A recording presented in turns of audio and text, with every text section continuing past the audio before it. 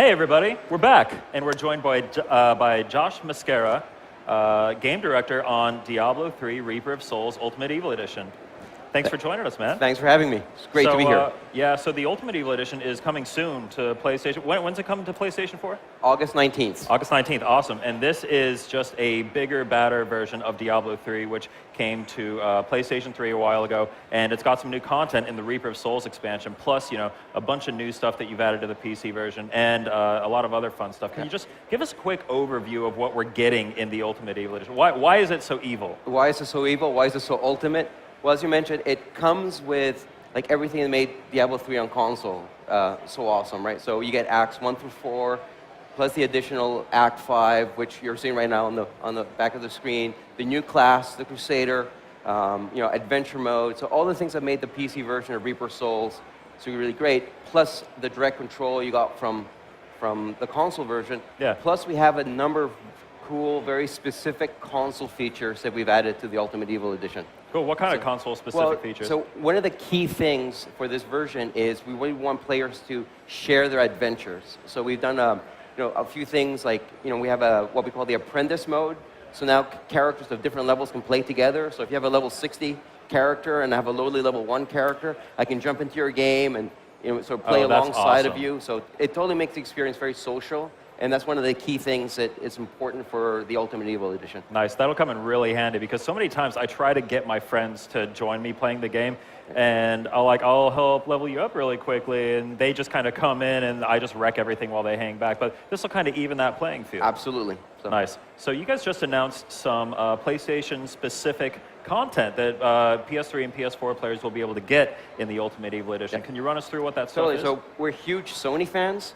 So we always try to sort of do a sort of good nod to some of our favorite Sony games. So the two things we announced, we have a Last of Us themed Nephilim Rift, which is one of the sort of gameplay modes in adventure mode. Yeah, that's awesome. They're like infected bloaters running around. You got the monsters from Last of Us, the zombies. We have the weather effect, and you know, the level's been handcrafted, so it looks like it's part of, you know, a Last of Us world within the world of Sanctuary. And then my favorite one is the one we announced yesterday, which is a Shadow of the Colossus armor set. And that's a transmog set, meaning that you can apply that look to other armor, right? Yeah, is that how that works? Yeah, one of the features in Reaper Souls is the Mystic, and you can transmogrify your armor. So here you can actually look like one of the Colossus. Awesome. So this isn't just like an armor that you'll play with for a couple levels and then you get something better, so you stash it away and never see it again.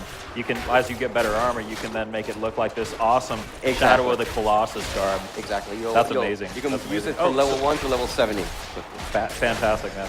I can't wait to check that out. So we've got some gameplay on the screen here. Yeah. Looks like one of the characters is actually playing as the new Crusader class. Yep. Can you give us an overview of how the Crusader plays and how it fits in with the other characters in the game? So the Crusader is a brand new class.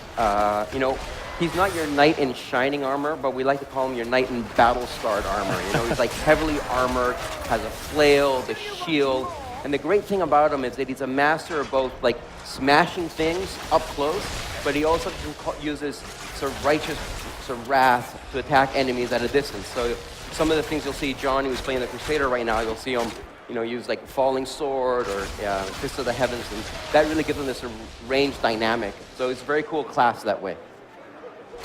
Nice. Yeah, this gameplay looks good. Yeah. Man, this game looks so good on PlayStation 4. That's one of the things we're really proud of. It's like, you know, running at 1080p, 60 frames per second. Nice. You know, we've done some graphical tweaks to make it look really next gen, and that's the thing, really exciting thing that, you know, the Diablo III Ultimate Evil Edition is one of the first sort of RPGs to hit the PlayStation 4, and we're really happy with how it's come along. Like what you're seeing right there is what we call yeah, it looks like there's some like new interface elements popping up. It actually said Nephilim Glory. I don't think that.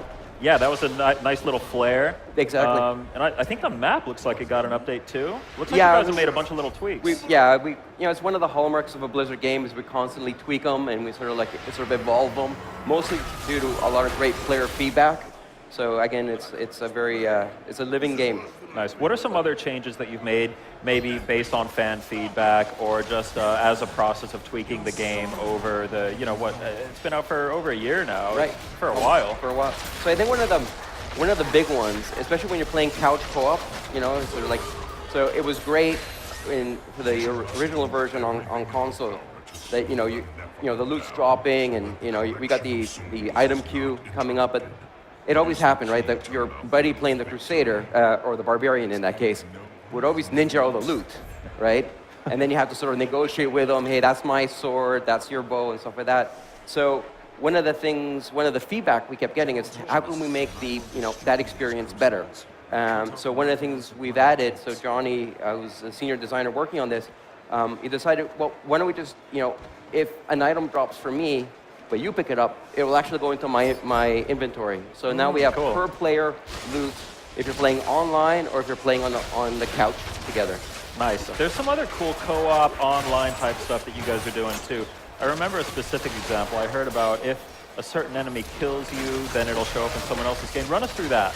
So that's, I think, a really great feature. Again, we're going to share your adventures, and sometimes it might not work that we can play together, but we want players to feel that they always have that connected experience. So one of the great things we added are the nemesis kills. So how this works is, so I'm the Crusader, so I'm playing, right? And let's say one of the skeletons or one of the monsters kills me, like one of those guys kills me. Just one of these random little mobs down One here. of those guys. Yeah. There's a chance that any monster that kills you will essentially level up. And what happens is he'll open up a portal, step through it, and he will then materialize in one of my friend's games.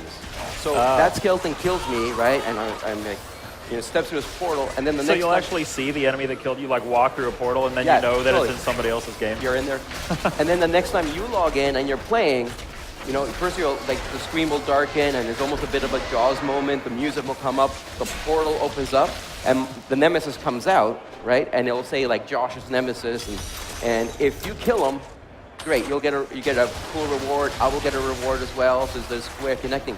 But if he kills you, he will level up again, step through a portal, and then go to somebody else's. Until somebody finally takes him out. Yep. Wow, that's so cool. Yeah, and it's really it's kind of cool because you're playing, and all of a sudden like this nemesis shows up. You guys are adding so much stuff. I thought that I had conquered Diablo 3 because I maxed out my character, my Demon Hunter on PS3, hit a few Paragon levels, beat Inferno, and said, all right, well, I think I'm probably done. But I mean, this is so much new content coming to the PlayStation 4 version. Now, I will actually be able to bring my PS3 character over to the PS4 version, right? How does that work? So you'll just be able to import your save game. So you'll be able to take that your level 60 Demon Hunter, right, and just there's an import option. Go in there, and you'll be playing Reaper Souls with your character exactly where you left them on the Diablo 3 console version. That was really important for all of us. Man, that's fantastic news. Let's talk a little bit more about PlayStation 4. Let's talk about DualShock 4. What are you guys doing with DualShock 4? What can you do with this controller that you can't do, with a keyboard and mouse? Yeah, see, the DualShock 4 is such a great controller. It feels fantastic, but there's a few features we really love, and we would try to figure out how we can really make use of them. So to start with the trackpad. So Diablo, we did a lot of work on the inventory, to make it feel very console specific. And now it's great. You can actually use a trackpad to select to go through all your items, and it just feels very natural. It feels great. But I think one of my favorite features is you notice right now, Johnny's, it's got P1 is yellow and P2 is blue. We actually use the light sensor, and we actually color code the light sensor in a DualShock for each player. So it's like a small little feature, but it's great because when you put your controller down to go grab a beer or something like that, you know which controller belongs to which player, and it's nice. It's a really cool nod. So. Awesome. So what are some other ways that you guys, Diablo is seen, people are still playing this game who have been playing it since it came out. How do you guys engineer that endless replayability that people can just constantly go back and keep playing this game? There's a definite end to the game. You can beat this game, you can max out your character, but what tricks are you using to get people to keep on playing it and never get bored? So there's, I think, two big things we've added with Reaper Souls that are coming over to the Ultimate Evil Edition. I think the first one is what we call adventure mode. right? So after you've beaten Diablo and you've beaten Malthael and you completed like all 5 acts, we open up adventure mode, which is essentially a open world experience. So you can now go anywhere and slay anything, and we have, there's bounties you can undertake. They're essentially randomized quests, and then you're doing those so you can unlock what we call Nephilim rifts, which really takes a randomization, through the roof. So you'll step into a dungeon where everything's random, the layout, the monsters, the weather, right? And at the end of that dungeon, there's a rift boss, and of course, if you can defeat him, it'll drop great loot for you. So there's adventure mode. It just makes so that gameplay cycle feel endless. We also made a big change to Paragon. So Paragon used to go up to 100, and it was hard cap. What we've done in Ultimate Evil Edition is now there's no cap to Paragon. So you can go past 100, 200, 300, 400. Oh, wow. But the really cool thing is every time you get a Paragon level, you essentially get to spend a Paragon point to tweak your stats.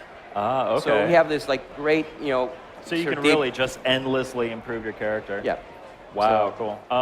Nice. So we're nearly out of time here, but I have one more question I want to ask you. And sorry for putting you on the spot here, but I'm going to make you choose between your children. Okay. What's your favorite class to play out of all of them, including the new Crusader in Diablo 3? So what is my favorite class? So I'm gonna make, some players really happy and a lot of players not very happy, but I love them all. But there's something to be said about playing the Crusader, especially on the Ultimate Evil Edition with the DualShock controller in your hand. It's just it just feels like the character has such mass, such weight, such power that it feels great playing on the controller. So I've been playing a lot of the Crusader. Awesome. I look forward to playing the Crusader as well. And we'll be able to this August when Diablo 3 Reaper of Souls Ultimate Evil プレイステーション